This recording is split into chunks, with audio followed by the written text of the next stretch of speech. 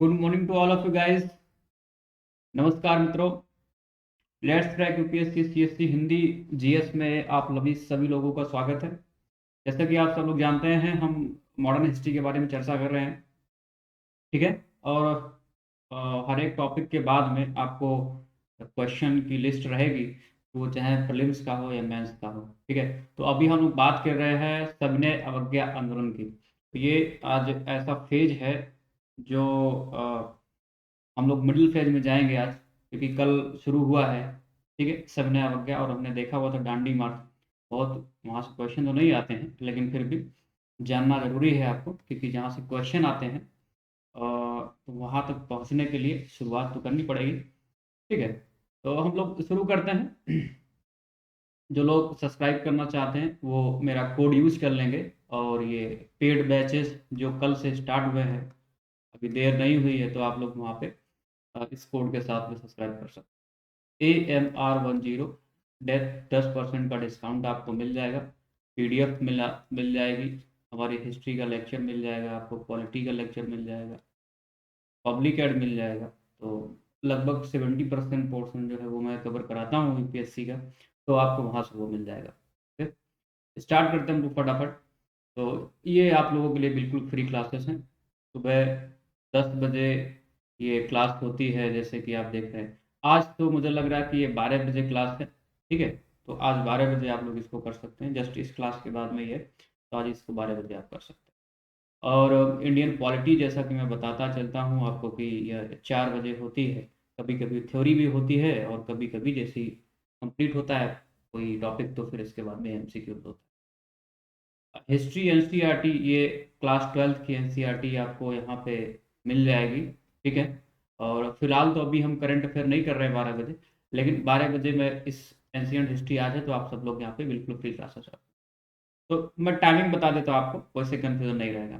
तो यहाँ पे 10 बजे क्लास होती है, 12 बजे, 2 बजे और 4 बजे। ठीक है। तो ये सारी क्लासेस आप कर सकते हैं। ये यूट्यूब पे क्लासेस होती हैं, जैसे कि आप देख रहे हैं। मंडे टू सैटरडे ये क्लासेस होती है 11 बजे।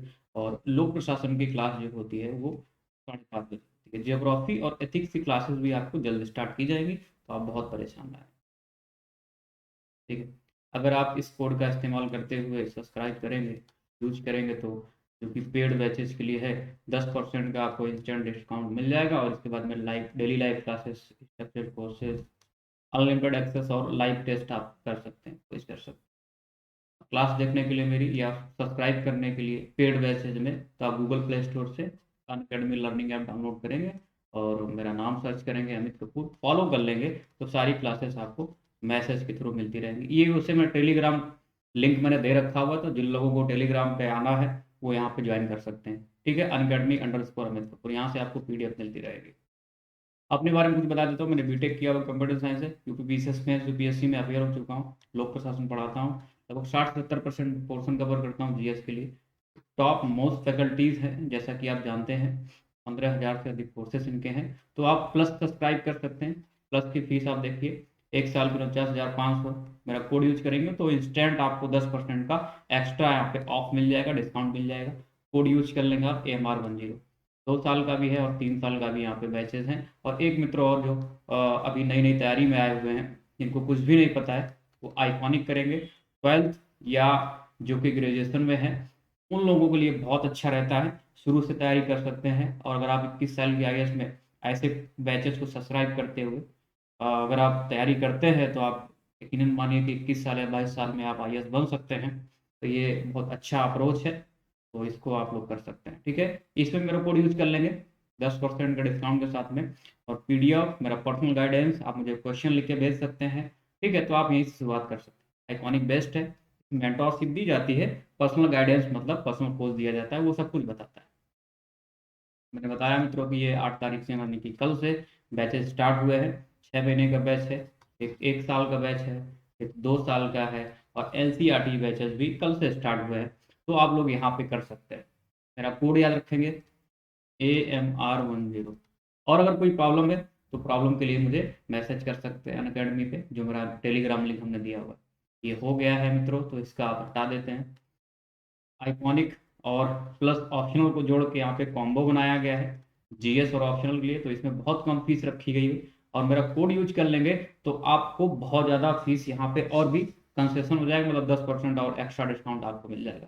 तो इस पे ही आप 10% और एक्स्ट्रा डिस्काउंट ले सकते हैं, ठीक है। और प्लस का भी यहाँ पे आया हुआ है, तो इसमें भी आप मेरा कोड यूज कर लेंगे, 1 साल 2 साल 3 साल भी मेरे साथ जुड़ सकते हैं। तो ये सारी बातें रही। देखिए मैं इस पे से क्लासेस लेता हूँ, तो आप वहाँ पे ज्वाइन कर सकते हैं। और ये पोर्शन में जो अनअकैडमी पढ़ाऊँगा वो ये देख लीजिए। पढ़ाता हूँ मैं लोक प्रशासन, कंप्लीट हिस्ट्री, और सेकेंड पेपर कंप्लीट रहेगा। एथिक्स जो है वो चौथा पेपर, और करंट अफेयर आपको वीकली मिलता रहेगा, ठीक है। तो आप यहाँ से इसको सब्सक्राइब कर सकते हैं।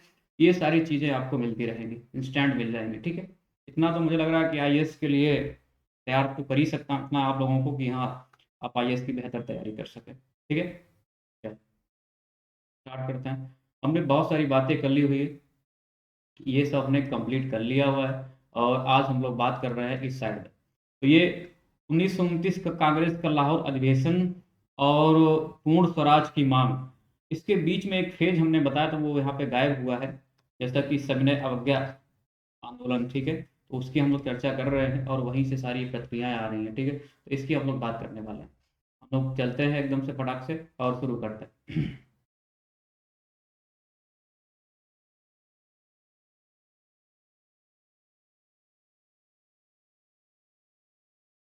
सॉरी, ये तो हमने देख लिया हुआ है।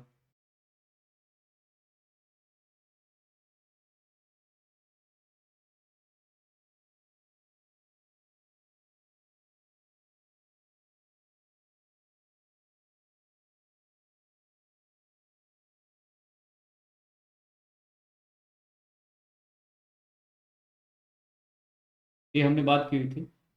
यहाँ से प्रश्न बहुत कम पूछे जाते हैं, लेकिन फिर भी आपको जानना जरूरी है कि वो जो निर्देश दिए गए थे, गांधी जी ने कौन कौन से निर्देश दिए हुए थे, हमने डिटेल में आपसे बात की हुई थी। आज हम उसके आगे बात करने वाले हैं कि सविनय अवज्ञा आंदोलन, जिसमें नमक सत्याग्रह का प्रसार कहाँ कहाँ पे हुआ था, तो ये हम लोग बात करने वाले हैं। और यहाँ से मित्रों हमने बोल्ड कर रखा हुआ है कि क्वेश्चन पूछे जाते हैं यहाँ से, लगातार यूपीएससी यहाँ से क्वेश्चन पूछता है। हुआ क्या है कि नमक सत्याग्रह तो हो गया, यहाँ पे दांडी मार्च भी हो गया, गांधी जी ने सब कुछ कर दिया हुआ था, और उन्होंने निर्देश भी दे दिया हुआ था। तो जब एक बार गांधी जी ने दांडी में, हमने देखा हुआ था कि उन्होंने एक मुट्ठी नमक उठाकर ऐसा समुद्र से, और वो उसकी रस्म शुरू कर दी थी, पूरी की हुई थी कि हम नमक कानून का उल्लंघन करते हैं। तो यहाँ पे दांडी में जब एक बार कानून तोड़कर, नमक कानून तोड़कर इसकी रस्म पूरी कर दी, तो फिर आप देखेंगे पूरे देश में लगभग ये प्रसार इसका हो गया था, ठीक है। तो नमक कानून तोड़ने का जो सत्याग्रह पूरे देश में प्रारंभ होता है। और जब प्रारंभ होता है तो इसके बाद में वो कौन से क्षेत्र हैं भारत के, और कौन सा माध्यम है, किसने नेतृत्व किया है उस क्षेत्र से, तो ये आपके लिए बहुत महत्वपूर्ण हो जाता है। तो इसी वजह से मैंने इसको एक अलग हेडिंग में रखा हुआ है कि नमक सत्याग्रह का प्रसार कहाँ कहाँ हुआ। एक बार देख लेंगे फटाफट, तो आपको पीडीएफ भी आप ले लेंगे वहां से, और सब्सक्राइब भी करते चलेंगे, ठीक है।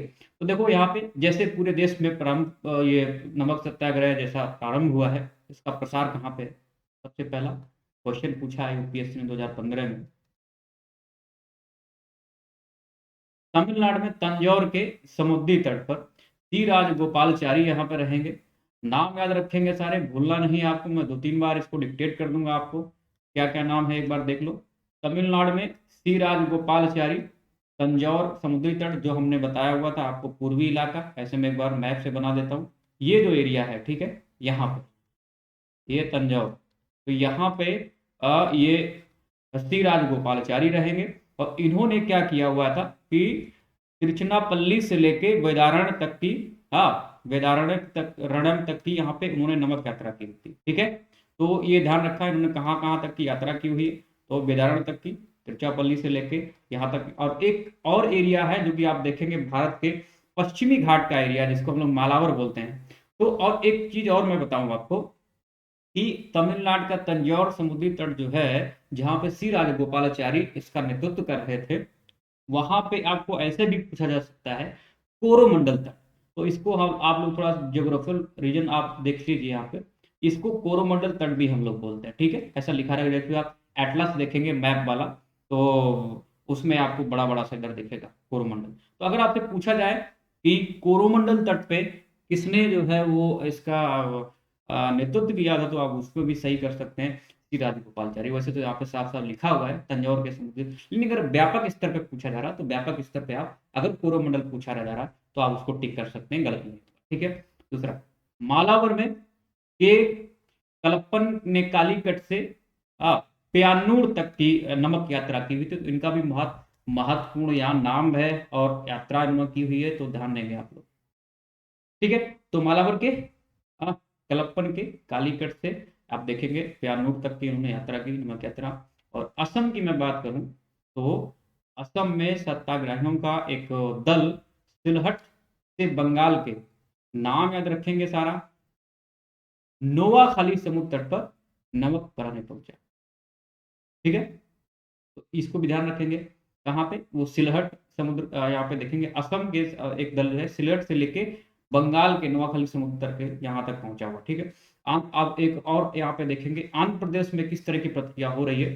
तो आंध्र प्रदेश के विभिन्न जिलों में नमक सत्याग्रह के मुख्यालय के रूप में कार्य करने के उद्देश्य से शिविरों की स्थापना की जा रही है। तो ये सब आप फैक्ट डाटा याद रखेंगे कि नमक सत्याग्रह का प्रसार कहाँ कहाँ हुआ। वैसे तो मैंने आपको बोल्ड करके यहाँ पे दे दिया है, तो आप उसी पे फोकस कर सकते हैं अपने नोट्स में। ठीक है। तो आंध्र प्रदेश की बात हो गई, असम की बात हो गई, यहाँ पे तमिलनाडु की बात हो गई, और हमने देख लिया है मालावर की बात हो गई। तो यहाँ पे इसका प्रसार देखने को आपको मिल रहा है। नेक्स्ट हम लोग बात करते हैं और किस तरह से कहाँ कहाँ फैला हुआ है। हुआ क्या, जैसे जवाहरलाल नेहरू को गिरफ्तार किया गया तो बहुत ज्यादा इसका उत्तेजना फैल गई। कारण क्या था? देखें यहाँ पे, जवाहरलाल नेहरू को 14 अप्रैल को गिरफ्तार किया गया, उत्तेजना फैल गई। और अब यहाँ पे ये कारण था, उत्तेजना फैल गई, कलकत्ता, मद्रास और कराची आदि नगरों में उग्र प्रदर्शन हुए काफी ज्यादा। ठीक है। बड़ी भीड़ एकदम से इनके पीछे थी कि जवाहरलाल नेहरू को गिरफ्तार क्यों कर लिया गया। तो ये जैसे ही गिरफ्तार किएगा, इसके कारण आप देखेंगे उत्तेजना, और तमाम कलकत्ता, मद्रास, कराची में यहाँ पे उग्र प्रदर्शन हुए। इसके बाद में जब 4 मई को 1930 को गांधी जी को गिरफ्तार किया गया, तो इसके कारण भी आप देखेंगे बंबई, कलकत्ता, दिल्ली, सोलापुर, जो कि महाराष्ट्र में बंबई प्रांत में है, ठीक है, सोलापुर, तो यहाँ पे कई शहरों में गांधी जी की गिरफ्तारी का जबरदस्त विरोध किया जाता है। ठीक है। तो इस तरह से ये फैलाव है, आप देख सकते हैं यहाँ पे मैंने इस पे इसको अलग अलग करके इस वजह से बताया आप लोगों को कि आप याद रखें। तो जब जवाहरलाल नेहरू गिरफ्तार हुई तो कलकत्ता, मद्रास और कराची में बहुत ज्यादा व्यापक पैमाने पर यहाँ पे उग्र प्रदर्शन हुए। अ, और जब गांधी जी को गिरफ्तार किया गया है कुछ दिन बाद में, आप देखेंगे लगभग 20 दिन बाद में, तो कलकत्ता, बंबई, दिल्ली और सोलापुर जैसे शहरों में गांधी जी की गिरफ्तारी का जबरदस्त जो है वो विरोध प्रदर्शन देखने को मिलेगा। गांधी जी की गिरफ्तारी के पश्चात क्या हुआ है कि कांग्रेस कार्य समिति ने एक प्रस्ताव रखा, और जिसमें कहा गया है, इसमें 3 चीजें बताई गई। ये पीटी के लिए बहुत महत्वपूर्ण है मित्रों, तो आप लोग इसको देख लेंगे क्या क्या कहा गया है। पहली बात कर रहे हैं यहाँ पे, रैयतवाड़ी क्षेत्रों में लगान ना अदा किया जाए, और दूसरा था कि जमींदारी क्षेत्रों में चौकीदारी कर ना दिया जाए। ठीक है। तो यहाँ पे सबसे पहला चौकीदारी कर, दूसरा रैयतवाड़ी क्षेत्रों में लगान ना अदा करने का, और तीसरी बात है मध्य प्रांत, जिसको हम आधुनिक यूपी बोलते हैं, सॉरी एमपी, आधुनिक एमपी। तो मध्य प्रांत में वन कानून का यहाँ पे उल्लंघन किए जाने की ऐसी बात कही गई। तो 3 यहाँ पे जो आप कह सकते हैं प्रस्ताव पारित किए गए थे, 3 इसमें पॉइंट हैं, आप लोग एक बार देख लेंगे कि जब गांधी जी की गिरफ्तारी हुई है तो उसके पश्चात क्या क्या किया गया। एक बार फिर से मैं रिपीट करता हूँ, याद होना चाहिए आपको, क्वेश्चन यहाँ पे पूछा जा सकता है कि जब गांधी जी की गिरफ्तारी होने के बाद में कांग्रेस कार्यकारिणी ने वो कौन से प्रस्ताव पारित किए थे, उसमें क्या क्या था। ठीक है। तो यहाँ पे 3 चीजें, रैयतवाड़ी क्षेत्रों में लगान ना अदा किया जाए, दूसरा जमींदारी क्षेत्रों में चौकीदारी कर अदा ना किया जाए, और नेक्स्ट जिसको हम लोग इस समय आधुनिक एमपी बोलते हैं, वहां पे मध्य प्रांत में वन कानून का उल्लंघन किया जाए। ठीक है। तो इसको ध्यान रखेंगे।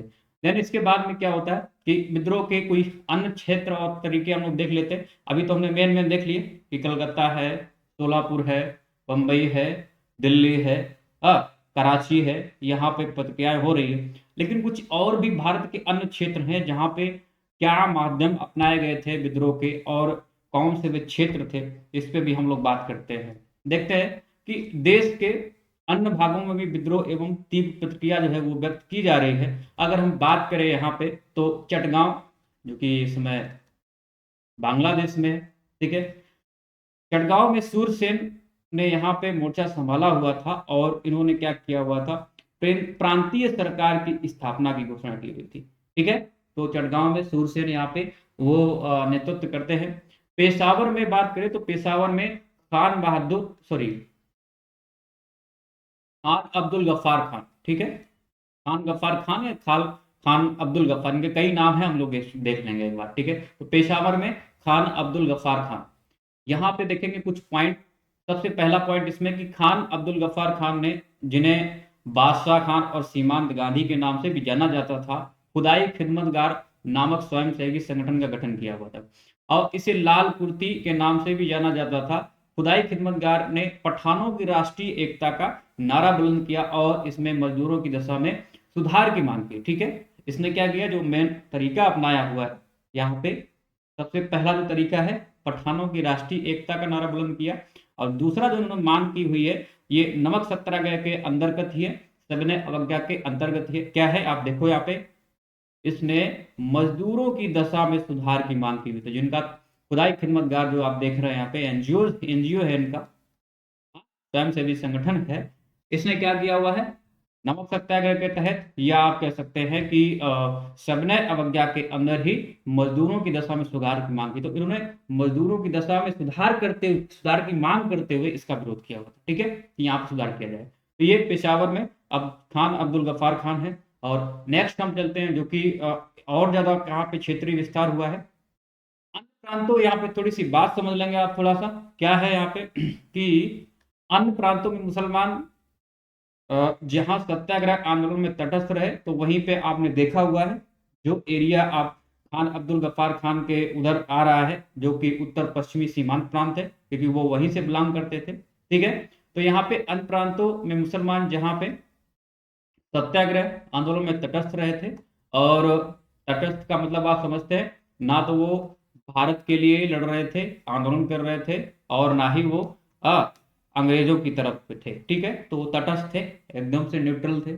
वहीं पे कहा जा रहा है कि उत्तर पश्चिमी सीमांत प्रांत, जो कि आप देख रहे हैं, इनको बादशाह खान भी बोला जाता था, हाँ, खान अब्दुल गफ्फार खान जी को, जिनको सीमांत गांधी हम लोग पढ़ चुके हैं। इन्होंने क्या किया हुआ था कि पश्चिमी प्रांत में बादशाह खान के नेतृत्व में मुसलमानों ने सविनय अवज्ञा आंदोलन में महत्वपूर्ण भूमिका निभाई, ठीक है।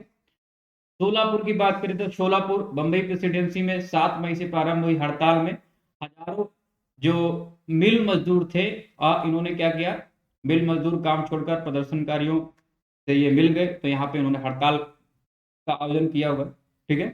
सोलापुर बंबई प्रेसिडेंसी की हम बात करें, इसके बाद में आप देखेंगे कुछ चीजें कैसे इसका दमन हुआ है।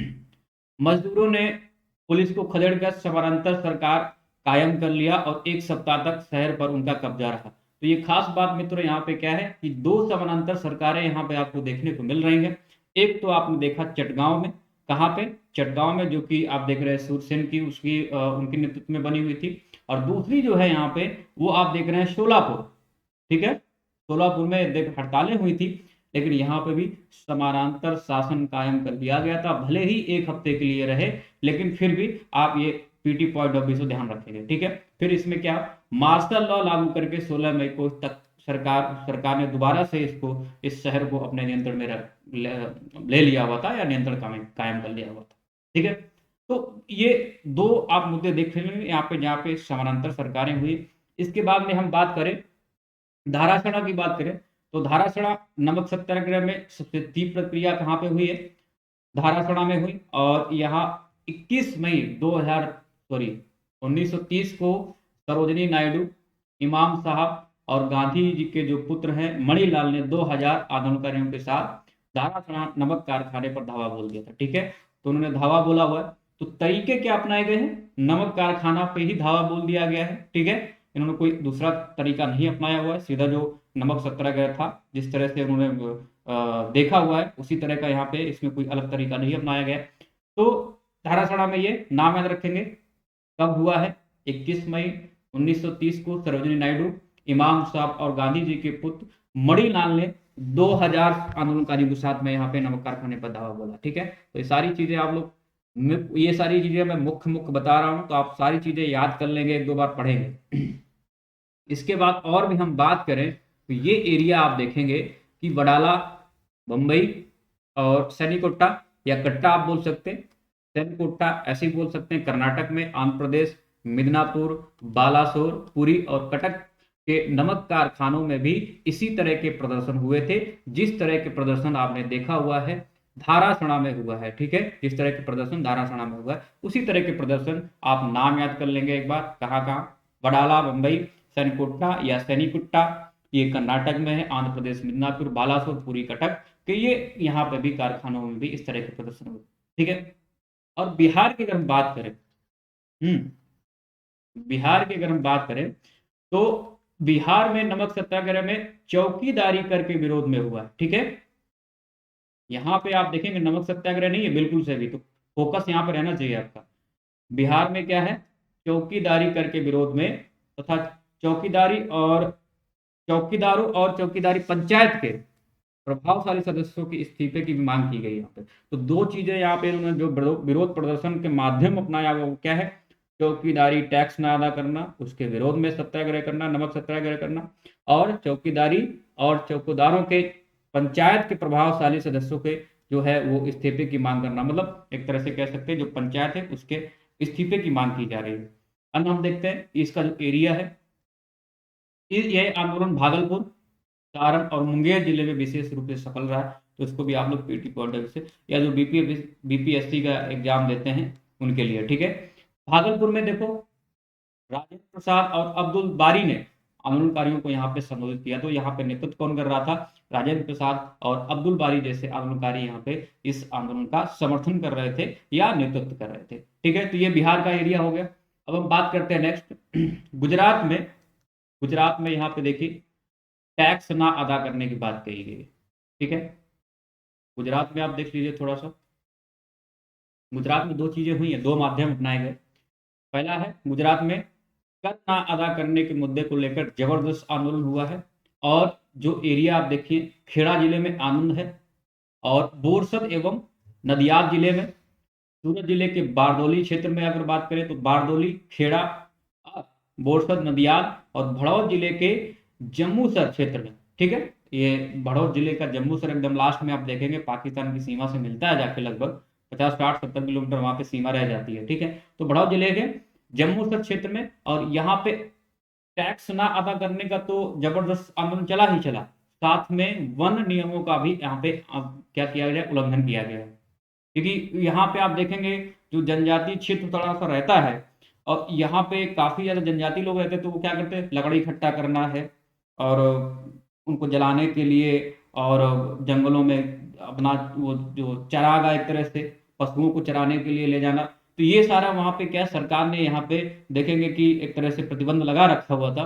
लेकिन जैसे ही नमक सत्याग्रह स्टार्ट हुआ है, तो वहां पे इसके प्रसार के लिए ये वन नियमों का उल्लंघन किया गया। ठीक है, तो वहां से पेड़ों को काटना, लकड़ी लेना जाके इकट्ठा करना, या अपने जानवरों को वहां पे ले जाना, तो ये सारी चीजें वहां पे की गई थी। ठीक है, तो यहाँ पे दो काम हुए गुजरात में, और ये सारा जनजातीय क्षेत्र।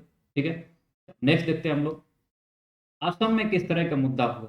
असम में यहाँ पे बहुत खास मुद्दा हुआ है, तो इसको आप लोग ध्यान रखेंगे, क्योंकि ये जो मुद्दा है यूपीएससी में पूछा जा चुका है एक बार। एक बार आप लोग मैं बता दूंगा कहाँ पूछा गया। तो यहाँ पे कुख्यात कनिंघम सर्कुलर के विरोध में छात्रों के नेतृत्व में एक शक्तिशाली आंदोलन चलाया गया था। तो ये एक बार देख लो कनिंघम सर्कुलर है क्या। इस सर्कुलर द्वारा छात्रों और उनके अभिभावकों, जो कि माता पिता हैं या पेरेंट्स, को अच्छे व्यवहार का प्रमाण पत्र प्रस्तुत करने के लिए कहा गया। ठीक है, तो ये कनिंघम सर्कुलर एक तरह से कि आप छात्रों और उनके अभिभावक दोनों को क्या किया गया कि आप अपना प्रमाण पत्र, जो नहीं करेक्टर सर्टिफिकेट होता है, तो उसको बोला कि आपने अच्छे करेक्टर सर्टिफिकेट का कुछ ऐसा प्रस्तुत करिए आके कि हम आप अच्छे हैं। तो यहाँ पे इसके विरोध में आप देखेंगे कि बहुत ज्यादा एक शक्तिशाली आंदोलन चलाया गया है असम में। ठीक है, तो कनिंघम सर्कुलर है, इसको आप लोग ध्यान रखेंगे। ठीक है, पूछा जा सकता है दोबारा से भी। तो ये असम में मुद्दा है। संयुक्त प्रांत की बात करें, जिसको हम लोग बोलते हैं आधुनिक उत्तर प्रदेश। ठीक है, तो संयुक्त प्रांत में देखो क्या क्या चीजें हो रही हैं। लगान अदा न करना, ठीक है, लगान अदा न करना का एक सशक्त अभियान चलाया गया तथा जमींदारों से सरकार की राजस्व न देने का आह्वान किया। ठीक है, तो यहाँ पे दो मुद्दे एक बार साफ साफ आप देखेंगे कि आधुनिक उत्तर प्रदेश को हम लोग बोलते हैं संयुक्त प्रांत, यहाँ पे लगान अदा ना करने का सशक्त अभियान चलाया गया है, जो कि नमक सत्याग्रह के अंडर ही था, और इसमें ये तरीका अपनाया गया हुआ है। और इसमें दो बातें क्या कही गई है, सबसे पहला है कि जमींदारों से बोला गया है कि आप सरकार को राजस्व ना दो, और दूसरा यहाँ पे एक और बोला गया है कि जो जमींदार ब्रिटिश सरकार के प्रति वफादार था, तो किसान उन जमींदारों को लगान अदा ना करें। तो दो बातें यहाँ पे, एक तो जमींदारों को सीधे बोला जा रहा है कि आप सरकार को राजस्व ना दो, और दूसरा यहाँ पे मुद्दा है किसानों को बोला जा रहा है कि आप जमींदारों को लगान ना दो जो ब्रिटिश सरकार के प्रति वफादार है। ठीक है, तो एक तो ये मुद्दा है, ध्यान रखेंगे, और विरोधाभासी है तो आप लोग ध्यान रखेंगे, पूछा जा सकता है यहाँ से। तो किसानों से भी जमींदारों को लगान अदा करने का आह्वान किया गया, आगाह किया गया, आग्रह किया गया, क्योंकि अधिकांश जमींदार ब्रिटिश सरकार के प्रति वफादार थे।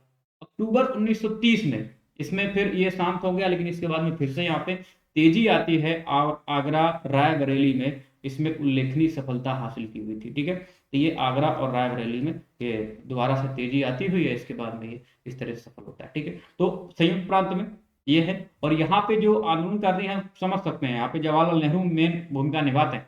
ठीक है, जवाहरलाल नेहरू यहाँ पे मेन भूमिका निभाते हैं, अभी हम देखते हैं। तो ये संयुक्त प्रांत मतलब आधुनिक उत्तर प्रदेश।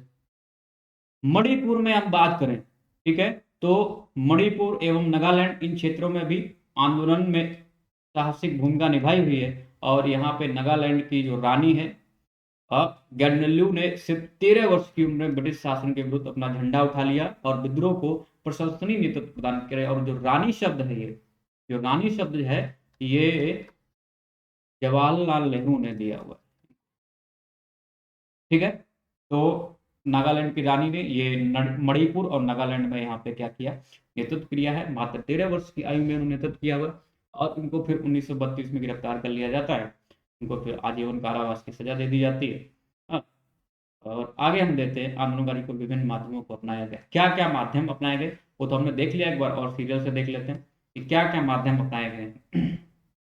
तो गांव और कस्बों में प्रभात फेरियां सुबह सुबह निकल जाते थे, फेरी वाला जो सब्जी टाइप का ले जाना, कुछ अपना खिलौने बेचना, तो ये संदेश पहुंचाना इस तरह से। ठीक है, तो ये माध्यम अपनाए गए थे, गांव में कस्बों में संदेश पहुंचाना, तो फेरियां निकल जाना कस्बों में लेके। इसके बाद में दूसरा मुद्दा यहाँ पे क्या है, दूसरा तो तरीका माध्यम अपनाया गया, गांव तक राष्ट्रीय संदेश पहुंचाने के लिए जादुई लालटेनों का यहाँ पे प्रयोग किया गया था।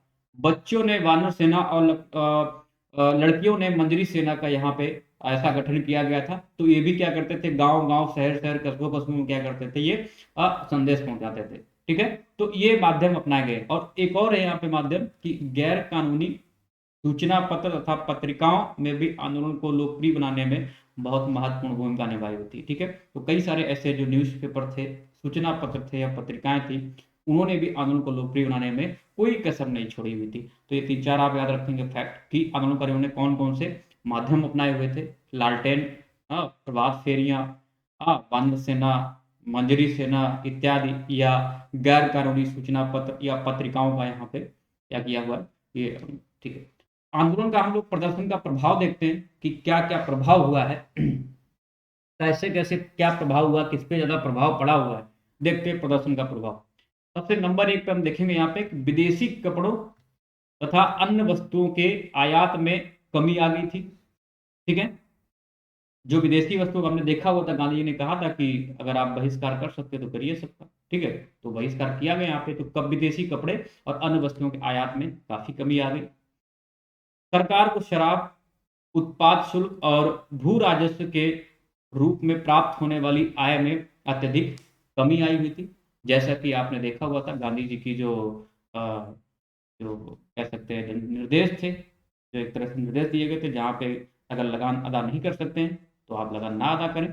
ठीक है, ये हमने देखा हुआ था, अगर आप इस अच्छी स्थिति में तो ऐसा ना करें। तो यहाँ पे शराब उत्पाद शुल्क और भू राजस्व के रूप में प्राप्त होने वाली आय में भी अत्यधिक कमी आपको देखने को मिल रही है।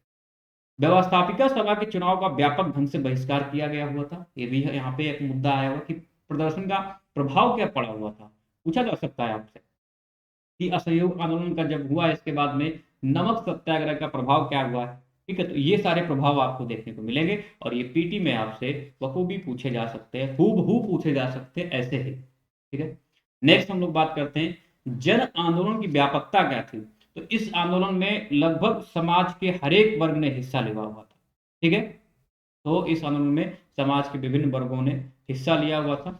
देखते हैं हम लोग, आप देखेंगे यहाँ पे कि हमने बात की हुई थी, वैसे तो 1857 की क्रांति से ही महिलाओं ने यहाँ पे हिस्सा लेना प्रारंभ कर दिया हुआ था। फिर हमने एक और चर्चा, आपको गहन चर्चा की हुई थी कि 1905 में जब बंगाल विभाजन हुआ है, तब महिलाएं भी अपने चार दीवारी से निकल कर आई हुई थी और महत्वपूर्ण भूमिका निभाई हुई थी। लेकिन असहयोग आंदोलन में जब गांधी जी ने आह्वान किया हुआ था कि आप भी इस आंदोलन में हिस्सा ले सकती हैं, तो उसमें भी हमने देखा हुआ था महिलाओं ने काफी बड़े पैमाने पर हिस्सा लिया हुआ था और पुरुषों से कंधा मिला के जो है वो बखूबी सारा आंदोलन भाग ले रही थी, चल रही थी। ठीक है, विरोध कर रही थी। तो यहाँ पे गांधी जी ने एक और आह्वान किया था महिलाओं से कि इस आप लोग पार्टिसिपेट करिए। तो एक ही आह्वान पे गांधी जी के एक ही आह्वान पे महिलाओं ने बड़े पैमाने पर व्यापक भूमिका निभाई थी। ठीक है, तो महिलाओं का गहरा प्रभाव था यहाँ पे। साथ ही साथ यहाँ पे स्टूडेंट का भी बहुत गहरा प्रभाव था, जिस तरह से महिलाओं ने भूमिका निभाई थी और क्या इन्होंने भूमिका निभाई है एक बार देखते हैं। महिलाओं ने विदेशी कपड़ों की दुकानों, शराब की दुकानों, अफीम के ठेकों पर धरने दिए और तीव्र प्रदर्शन किए हुए थे। ठीक है, तो ये इस तरह से समाज का एक वर्ग है जिसमें महिला वर्ग हम लोग बोलते हैं। इनका बहुत ज्यादा इस आंदोलन में बहुत व्यापक भूमिका निभाई हुई थी और क्वेश्चन आपसे मेंस में पूछे जाते हैं। मैं आपको इसको खत्म करने के बाद में, इस टॉपिक खत्म करने के बाद में मैं आपको क्वेश्चन दिखा दूंगा कि किस तरह से क्वेश्चन पूछे जाते हैं। ठीक है, तो ये फेज ही एकदम से बहुत अच्छा फेज है, इससे बहुत सारे क्वेश्चन पूछे जाते हैं। छात्रों ने भी शराब की दुकानों और विदेशी कपड़ों की दुकानों के समक्ष जो है वो समर्थन प्रदर्शन किया हुआ था। ठीक है, जिस तरह महिलाओं ने भूमिका निभाई, उसी तरह छात्रों ने भी भूमिका यहाँ पे निभाई हुई थी। अब बात करें यहाँ पे मुसलमानों की, तो मुसलमानों ने इस आंदोलन में मुसलमानों की भागीदारी लगभग नगण्य रही थी। बहुत ज्यादा कोई आप ये कह सकते हैं लोगों ने भूमिका नहीं निभाई थी। हाँ, कहीं भी वो 1920 और 22 के जब हम लोग असहयोग आंदोलन की बात करते हैं, उस समय को जो आंदोलन हुआ है उस तरह की कोई सक्रिय भूमिका उन्होंने नहीं निभाई थी, जिस तरह से उन्होंने क्या हुआ है असहयोग आंदोलन में भूमिका निभाई थी। ठीक है, तो ये असहयोग आंदोलन के समय के आंदोलन की तरह सक्रिय नहीं रहे थे और इसके दो प्रमुख कारण थे, उसको आप लोग देखेंगे। पहला कारण था इसमें कि पृथक रहने की सलाह दी गई थी। जो मुस्लिम नेता थे जो कि लीग के समर्थक थे, मुस्लिम लीग के, उन्होंने सलाह दी हुई थी कि इस आंदोलन से आप क्या करें, पृथक रहे। और दूसरा, यहाँ पे गुमराह किया गया था, ब्रिटिश सरकार ने सांप्रदायिकता का खेल खेला हुआ था और इनको भावात्मक रूप से जो मुसलमानों को अलग कर दिया था इस आंदोलन से।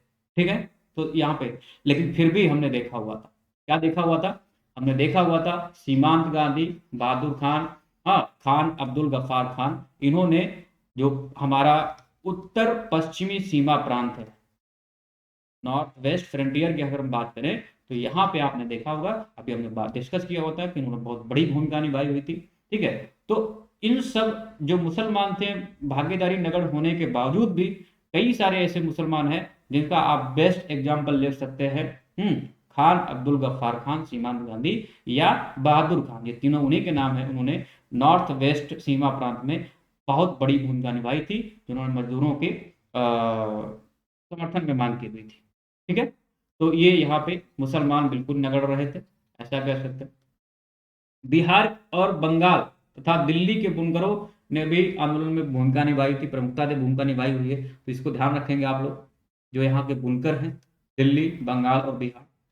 और व्यापारी एवं छोटे व्यवसायी, इस वर्ग ने आंदोलन में उत्साहपूर्वक यहाँ पे भूमिका निभाई हुई। विशेषकर अगर बात करें तो तमिलनाडु और पंजाब में इनकी भूमिका प्रशंसनीय रही थी। तो व्यापारी वर्ग भी है या आप कह सकते हैं छोटे व्यवसायी है, वो भी यहाँ पे आंदोलन में शामिल हुआ है, सिर्फ मुसलमान को आप छोड़ दीजिए तो। इसके बाद में हम बात करें जनजातियां, तो मध्य प्रांत, कर्नाटक और महाराष्ट्र में जनजातियां एवं दलित वर्ग ने आंदोलन में यहाँ पे हिस्सा लिया हुआ है। और यहाँ पे एक पॉइंट और अलग आप कर सकते हैं, ये वाला तो मजदूर हैं, आप देखें बंबई में है, कलकत्ता में, मद्रास और सोलापुर, ये 4 नाम याद रखेंगे जहां पे मजदूरों ने क्या किया हुआ है, बड़ी पैमाने पर यहाँ पे भूमिका निभाई हुई थी। तो जनजातियां, मध्य प्रदेश जिसको हम मध्य प्रांत बोलते हैं, कर्नाटक है, महाराष्ट्र में यहाँ पे जनजाति और दलित वर्ग ने बखूबी भूमिका निभाई हुई है। मजदूरों की बात करें तो बंबई, कलकत्ता, मद्रास और सोलापुर में। और किसान, ये मुख्यतः उत्तर प्रदेश, बिहार और गुजरात में सक्रिय रहे थे। ठीक है, तो ये आपने देखा हुआ है कि व्यापकता कहाँ तक थी। सिर्फ मुसलमान इस पे अलग रहे हैं, बाकी महिलाएं, छात्र, ठीक है, और बुनकर, ठीक है, व्यापारी वर्ग, छोटे व्यापारी वर्ग, जनजातियां, दलित और किसान, सब इसमें शामिल होते हैं, मजदूर वर्ग भी शामिल होता है। ठीक है, तो ये सारा का सारा आप याद रखेंगे कि कहाँ पे क्या चीजें हुई हैं। बुनकरों को खास याद रखेंगे और छोटी जनजातियों या व्यवसाय को ध्यान रखेंगे आप। ठीक है, तो इन्होंने भी प्रशंसनीय भूमिका अदा की हुई थी। नेक्स्ट देखते हैं, ये बहुत काम का तो नहीं है लेकिन फिर भी हम लोग देखेंगे। सरकारी प्रक्रिया क्या हुई, अस्थायी संधि के प्रयास यहाँ पे आपको देखने को मिलेंगे। क्या क्या अस्थायी संधि की गई, ये बहुत काम का नहीं, फिर भी देख लो एक बार। आपने देखा हुआ था कि गांधी जी को गिरफ्तार करना था कि नहीं करना है, ऐसे तमाम सारी स्थितियां वो सरकार की तरफ से बन रही थी। और दूसरी बात, एक खुलकर सामने नहीं आ रहे थे। जितने भी आप देखेंगे जो भी मशीनरी थी, सरकारी मशीनरी, वो खुलकर सामने नहीं आ रही थी। उनको लग रहा था कि कोई बीच का रास्ता निकाला जाए, क्योंकि बड़े व्यापक पैमाने पर आंदोलन हो रहे थे। तो एक तो ना तो वो दमन करने का सहारा ले पा रहे थे, और ना ही सोच रहे थे कि अगर हमने इनकी मांग को स्वीकार कर लिया तो हमारी हार हो जाएगी, पराजय हो जाएगी।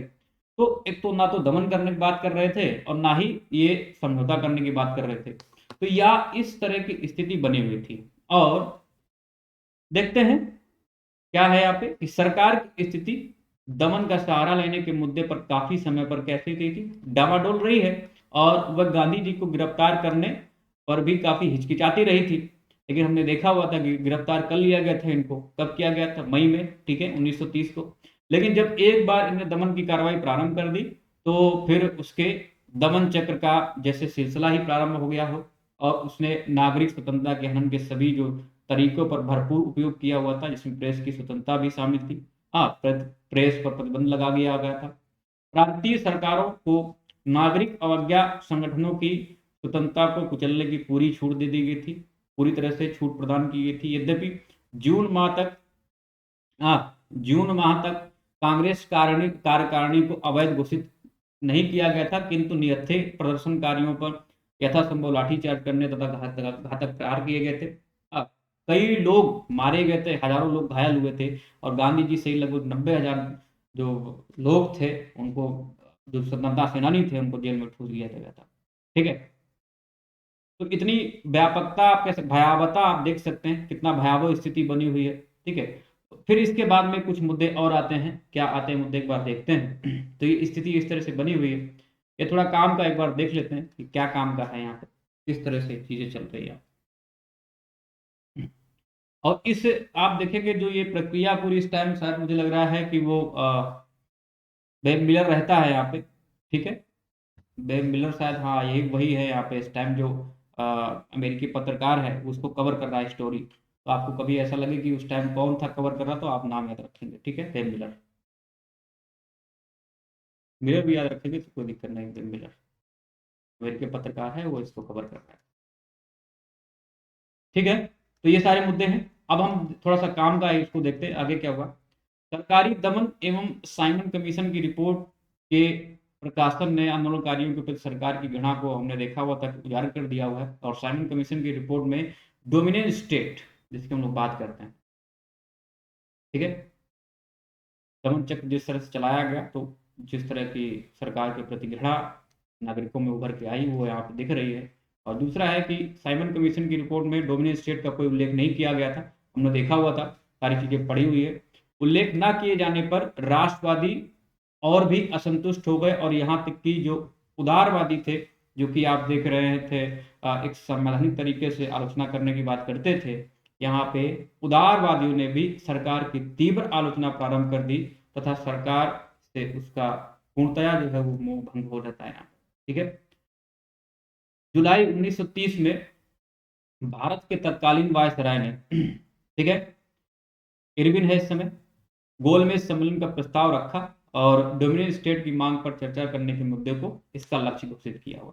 ठीक है, तो ये जब गोल बेस सम्मेलन होगा तो यहाँ पे डोमिनियन स्टेट की बात की जाएगी, जो कि हम अभी कल करने वाले हैं। ठीक है, तो यहाँ पे जुलाई 1930 की मैं बात करूं तो धीरे धीरे स्थिति थोड़ी सामान्य हुई नजर आती हुई है। ठीक है, और डोमिनियन स्टेट पे चर्चा करने के लिए तत्कालीन वायसराय लॉर्ड इरविन बोलता है कि ठीक है, हम इस पर चर्चा करेंगे, और इस टाइम सरकार डोमिनियन स्टेट की मांग पर चर्चा करने को अपना मुख्य लक्ष्य घोषित करती है। और एक बात जो है खास यहाँ पे, जो कि पीटी में पूछा जा सकता है, वो यहाँ पे देखो, कहता है कि तेज बहादुर सप्रू एमआर जयकर के सरकार तथा कांग्रेस के मध्य शांति और सुलह की स्थापना हेतु संभावनाओं का पता लगाने के प्रस्ताव को भी स्वीकार कर लिया गया था। किसने किया हुआ? सरकार ने। ठीक है, तो ये चीज ध्यान रखना, सरकार, कभी भी क्वेश्चन पूछा जा सकता है यहाँ से कि सरकार और कांग्रेस के मध्य समझौतावादी कुछ चीजें हुई हैं, या समझौतावादी प्रस्ताव जो लाया गया है, या कह सकते हैं इसके बीच में जो सुलह कराने की जो बात हुई है, उसमें जो प्रस्ताव लाया गया है उसमें कौन से दो लोग शामिल थे, तो ध्यान रखना यहाँ पे, और कोई नहीं है, दो ही नेता हैं, तेज बहादुर सप्रू हैं और एम आर जयकर। ठीक है, तो ध्यान रखना है चीज कि जब नमक सत्याग्रह आरंभ हुआ, इसके बाद में सरकार और कांग्रेस की मध्य समझौता और सुलह कराने के लिए किसने प्रस्ताव दिया हुआ था, और उसको सरकार ने किसके दो उसमें शामिल थे, तो आप देख लेंगे। ठीक है, तेज बहादुर सप्रू हैं और एम आर जयकर, तो इनका ये यहाँ पे ये मुद्दा चलता है इस तरह। ठीक है, अगस्त 1930 में मोतीलाल नेहरू और जवाहरलाल नेहरू गांधी जी से विचार विमर्श करके यरवदा जेल गए होते, क्योंकि आप देखा होगा कि जब 3 मई को इनको गिरफ्तार किया गया है, 6 मई को लग रहा है, मुझे लगा 6 मई 1930 को जब गांधी जी को गिरफ्तार किया गया, तो इसके बाद में यरवदा जेल में इनको डाला, यरवदा जेल में इनको डाला गया हुआ था। और चर्चा के उपरांत इन 3 मांगे उन्होंने प्रस्तुत की हैं। हाँ, इन तीनों ने मांग की, यहाँ पे इन तीनों ने क्या मांग की, क्या किया, देखो, इन तीनों ने, गांधी जी, मोतीलाल नेहरू और जवाहरलाल नेहरू, इन तीनों ने क्या किया हुआ, एक मांग की हुई थी। देखो क्या मांग है, लेकिन इस पर कोई बात नहीं बन पाई हुई थी, फिर भी हमें देखना जरूरी है कि जब गांधी जी से मिलने के लिए मोतीलाल नेहरू और जवाहरलाल नेहरू यरवदा जेल गए हुए थे, तो उन्होंने क्या सहमति वहां पे बनी हुई थी, देख लो। पहला है कि ब्रिटेन भारतीयों की स्वतंत्रता बहाल करे, सबसे पहली बात। पूर्ण स्वतंत्रता सरकार का गठन, ठीक, 3 क्या है, पूर्ण स्वतंत्र सरकार का गठन, आप जिसका वित्त और रक्षा संबंधी मामलों पर क्या होना चाहिए, पूर्ण नियंत्रण होना चाहिए। ठीक है, तो दूसरी मांग उन तीनों की सहमति से हुई है। एक और मांग है, इसमें कहा गया है कि ब्रिटेन से आर्थिक हर्जाने की मांग के लिए एक स्वतंत्र आयोग का गठन किया जाए, लेकिन इस बातचीत का कोई नतीजा नहीं निकला हुआ है। इस तरह ये सारे मुद्दे आपको यहाँ पे मिल जाएंगे। ठीक है मित्रों, तो हमने तमाम सारी चीजें देख ली हुई यहाँ पे कि क्या क्या देखा हुआ, एक बार और देख लेते हैं फटाफट, कहाँ से चीजें उभर के आ रही हैं। तो नमक सत्याग्रह का हमने प्रसार देख लिया हुआ कि प्रसार जो है वो कहाँ कहाँ हुआ है, किस तरह से प्रसार हुआ है। ठीक है, समझे अवज्ञा आंदोलन का प्रसार। ठीक है, नमक सत्याग्रह का प्रसार, ये, इसके बाद में हमने कार्यकारिणी की बात की हुई थी। फिर विद्रोह के अन्य क्षेत्र और तरीके क्या क्या अपनाए गए थे, तो हमने क्षेत्र सारे देख लिए, सारे के सारे क्षेत्र देख लिए हमने, बिहार, गुजरात, असम, संयुक्त प्रांत, आधुनिक उत्तर प्रदेश, इसके बाद नागालैंड, इसके बाद में आंदोलनकारियों में जो विभिन्न माध्यम अपनाए हुए हैं उन पे हमने बात की हुई थी, क्या क्या माध्यम अपनाए गए। फिर प्रदर्शन का प्रभाव किस पे हुआ, क्या क्या चीजें हुई हैं। इसके बाद हमने बात की आंदोलन की व्यापकता कहाँ पे थी, कौन कौन इसमें शामिल हुआ था। ठीक है, इस पे भी हमने बात की हुई है, कौन कौन जो वर्ग है समाज का वो इसमें शामिल हुआ है, सिर्फ मुसलमान इसमें नहीं शामिल हुआ है, वर्ग जो है। इसके बाद में हमने देखा सरकारी प्रक्रिया किस तरह से हुई, एक समझौतावादी प्रक्रिया, एक अस्थायी संधि के प्रयास किए गए। और यहाँ पे ये थोड़ा सा काम का हमने देख लिया हुआ था कि यहाँ पे तेज बहादुर सप्रू और एम आर जयकर ने इन दोनों के बीच में, सरकार और कांग्रेस के बीच में मध्यस्थता की बात की हुई थी, तो इसको स्वीकार किया गया था। हाँ, इसके बाद में हमने देख लिया हुआ था कि यहाँ से फिर रूपरेखा बनती है कि भाई हम डोमिनियन स्टेट की मांग पर चर्चा करने का एक मुद्दा, उसको लक्ष्य बनाएंगे। तो सरकार ने डोमिनियन स्टेट की मांग को अपना एक मुद्दा बनाया हुआ था, एक लक्ष्य घोषित किया हुआ था। और यहाँ पे जो यरवदा जेल में तीनों के बीच में समझौता हुआ है, 3 मांगे जो प्रस्तुत की गई थी सरकार से, वो हमने देख ली हुई है। ठीक है, तो ये सारे मुद्दे थे। और कल जो हम लोग बात करने वाले हैं, तो ये आप लोग एक बार पढ़ेंगे जाके, कल हम लोग जो बात करने वाले हैं वो बात करने वाले हैं कि जो कराची में अधिवेशन हुआ है, और इसके बाद में हम बात करने वाले हैं यहाँ पे मूल्यांकन देख लेंगे। सबसे पहले तो हम लोग यहाँ पे बात करेंगे प्रथम गोलमेज सम्मेलन जो हुआ है उस पर बात करेंगे, और इसके बाद में हम लोग बात करेंगे कराची अधिवेशन, और इसके बाद में मूल्यांकन। मूल्यांकन में आपको सारी चीजें पता चल जाएगी। मूल्यांकन में क्या क्या होगा जी? मूल्यांकन में आपको जो भी क्वेश्चन आए हुए हैं यहाँ से वो बताए जाएंगे, और प्रीलिम्स के जो क्वेश्चन है वो बताए जाएंगे मूल्यांकन के बाद में, ठीक है। तो इसको आप लोग सब्सक्राइब करते रहिए। आप पीडीएफ भी, ये तो खत्म हो गया है, अब कब कॉम्बैट होगा तो आपको देखा जाएगा। आप इसको शेयर करते रहिए, लाइक करते रहिए। और मित्रों, अगर कभी भी आपको सब्सक्राइब करना है तो आप इस कोड का यूज कर सकते हैं। आपको यहाँ पे जीएस फर्स्ट पेपर में हिस्ट्री मिल जाएगी, आर्ट एंड कल्चर तुरंत मिल जाएगा आपको, और इसके बाद में आपको पॉलिटी मिल जाएगी मेरी तरफ से, इंडियन पॉलिटी मिल जाएगी, और एथिक्स मिल जाएगी, ठीक है, एथिक्स मिल जाएगी, और आप करंट अफेयर जो है वो मिल जाएगा। और लोक प्रशासन जिनका है, लोक प्रशासन में पढ़ाता हूँ तो वो मिल जाएगा। तो लगभग 70% पोर्शन आपको यहाँ से मिल जा रहा है। तो आप इस कोड के साथ में अगर सब्सक्राइब करेंगे, और आप अगर कोई क्वेश्चन मुझे लिखकर भेजना चाहते हैं तो हमने टेलीग्राम लिंक अपना दे रखा है, अनअकैडमी_अमित कपूर। इस पे आप आएंगे, अगर मेरा कोड यूज करें तो इंस्टेंट आपको 10% डिस्काउंट मिलता रहेगा, ठीक है। लाइक करते रहिए, शेयर करते रहिए, सब्सक्राइब करते रहिए। Thanks to all of you. नमस्कार, बाय बाय।